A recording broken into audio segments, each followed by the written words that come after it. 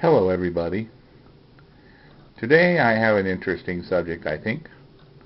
The thumb. This is the thumb. It's an interesting subject. One that too little attention is being given to recently. There was an article in a famous magazine that said, let's put the thumb under. I mean, that's a famous magazine, and it was basically a reminiscence by a concert pianist and his life and career, and whether or not it's dull, it was all right. But he kept talking about one place, sticking the thumb under the palm. Now this, sticking the thumb under the palm, is not what you should do. And I think, if people read an article like that, and I thought, well, they'll all run out now, and all the teachers of the little children will run out and say, oh, we were right all along. Let's push that thumb underneath. And the kid's like, but teacher, it's so easy to do this when I don't stick my thumb underneath the palm. Well, they're right. It is very easy to do it when you don't stick your thumb under the palm. This is the nest of evil. This right here. Let me see if I can get it in front of the camera here. I'm trying to hold the camera and do this all at once. This under here. You can see where I've got that now. Alright. That is the nest of evil. The nest of evil. Do not put your thumb under here. It hurts your thumb. It also gives your thumb no way to move, nowhere to go if it's stuck under there. But you've got to reach for a note. Oh, well, yes, but there are other ways to get the note. Years ago, I studied with Louis Crowder. I said, Louis. Well, Louis or Louis. Sometimes I'd call him Louis, sometimes I'd call him Louis, sometimes I called him Professor. I said, dude, how do you play scales fast? Because I can't get it if I keep sticking my thumb under the palm. He said, well, no way, in his voice, well, the way to do that is not to stick your thumb under the palm, but let your finger run alongside. Alongside. And then play this group. And then play this group. And then play this group. And then practice these groups and then string them together.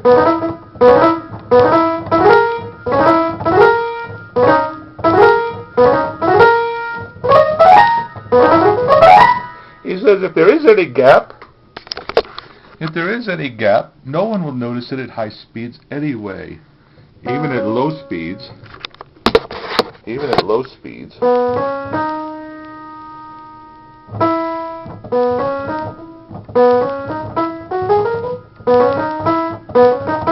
There is not much gap.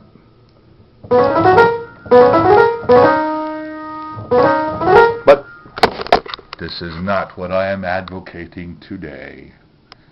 Although it helped. 40 years ago, Louis Crowder knew not to put the thumb into the nest of evil. Not into the nest of evil. No. However, nowadays, we have a better technique.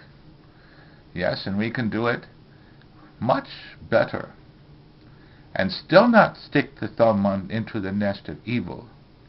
And we do that in a little bit of a complicated way, which is harder to explain than it is to do.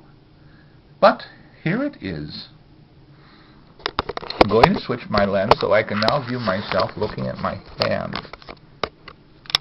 Now, when you play 5 fingers,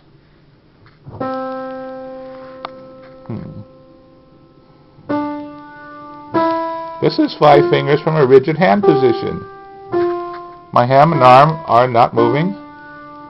They are playing the same position for every finger.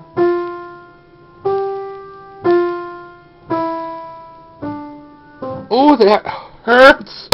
That hurts. We don't want to have to do that. It's painful. So what we do is we make a little adjusting motion to adjust the muscles or the the muscles of the arm for each finger position. And maybe you can see the difference. It's very slight. As I go out, I turn a little. Now the thumb's moving away, but that's okay. It's okay for the thumb to move away a little bit, because you're coming back, and you're coming back.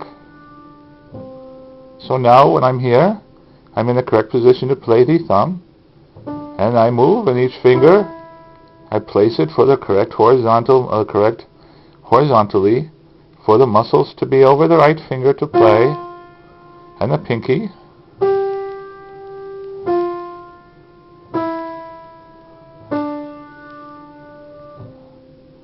That is step 1. Step 2 is that you start, since the thumb is not more than 2 knuckles, and it starts back here. The thumb stroke starts at the back of the thumb. I can't point at it and do it, but it's back here. It's not up here. It's back here. And there's my thumb wiggling. Now, isn't that nice? Now, it makes a sort of an arc when it wiggles. Well, you don't necessarily want to be hitting a key with a sort of an arced thumb. You can't play, you can't make the fingers go vertically. So what we do is we bring the wrist a little low for the thumb. And now when we play each finger, in addition to the adjusting motion, our wrist comes up a little. And then for the pinky, you have high wrist. So you come back down, adjusting motion, lower wrist, and then thumb. Okay. That is step 2. Now, so what do we have? We have the adjusting motion for horizontally for the fingers. We have a motion of the vertical with the wrist up and down, going from the thumb position up to that.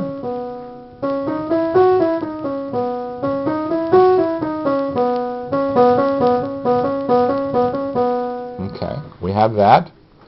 So now what do we have? We have what we can. And now what do we have? We have that we can make a scale very even without pushing the thumb under, and with hardly any or no gap at all, and play with great velocity the scale. Now, I told you before that the group, this and then this, in the old method,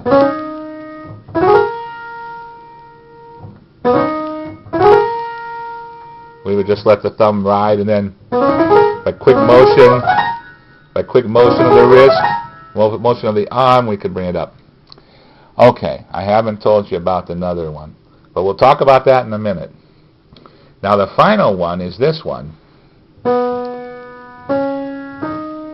Where's your thumb? Now, we bring in the elbow out on the ascent. Also, raise the wrist, bring out the elbow. Look where the thumb is. It's there. It's there. Where's the thumb? It's there.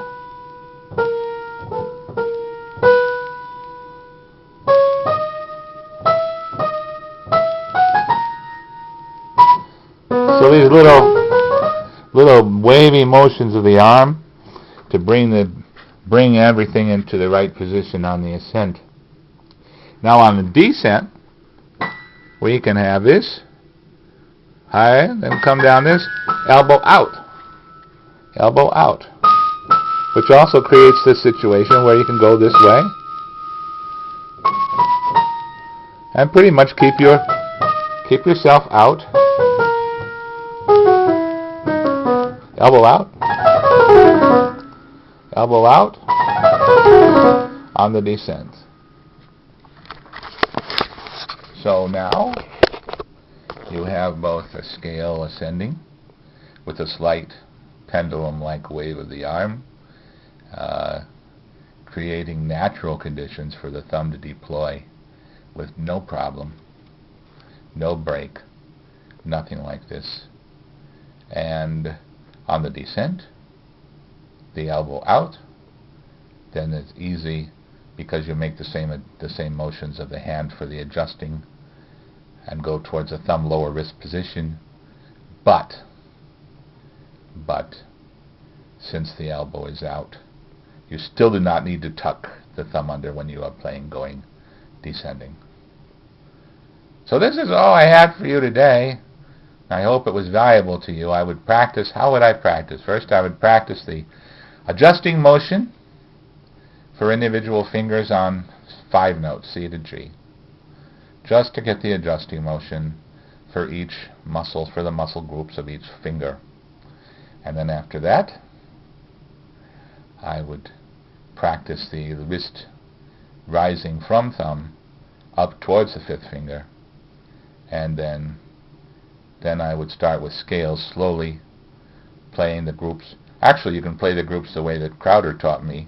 Start with 3 and then 4, and then after that work in the combinations with the adjusting motions, the pendulum-like elbow, and also the wrist motions. Yeah, I already said that. The adjusting motions, the pendulum-like elbow on the ascent and coming back, the elbow out. It's all good. So, do not put the thumb in this nest of evil. No, it's a very bad place for it. It can do nothing. It can do nothing. Nothing. It can do nothing. It knows nothing. It will do nothing. All right. Have an outstanding day, my friends, and thank you for listening to my shenanigans. Bye-bye. Oh, this is John C. Carpenter, true virtuoso.